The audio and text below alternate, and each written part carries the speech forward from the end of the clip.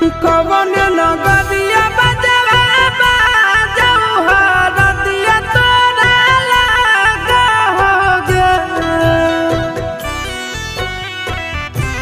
कवन नगरिया बजवा बाजऊ हरदिया तोरा लागा हरदिया तोरा लागा होगे।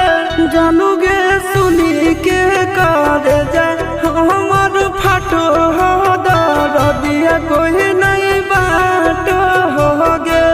जानू गे सुनी के कर जाए हमर फाटो हो दरदिया कोई नहीं बाटो होगे। पूर्व नगरिया बजवा बाजऊ हरदिया हमारा लागो हरदिया हमारा लागो हो रे। सोना रे घरवा के लोगा बहई मनवा मड़वा बैठी डाटो हो रे। सोना रे घरवा के लोगा बहई मनवा मड़वा बैठी डाटो हो रे।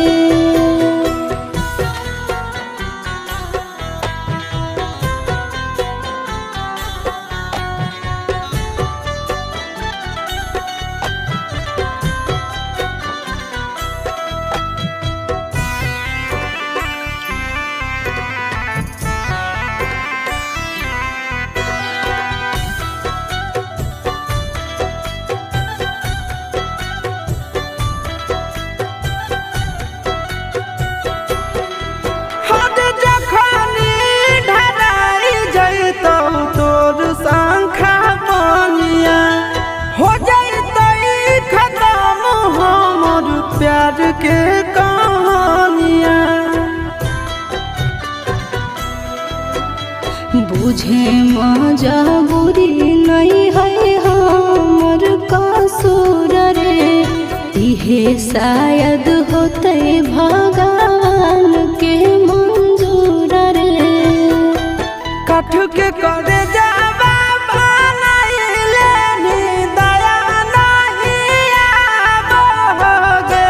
जानू गे सुनी के करे जा हमर फाटो हो दरदिया कोई नहीं बाटो होगे। जानू गे सुनी के करे जा हमर फाटो हो दरदिया कोई नहीं बाटो होगे।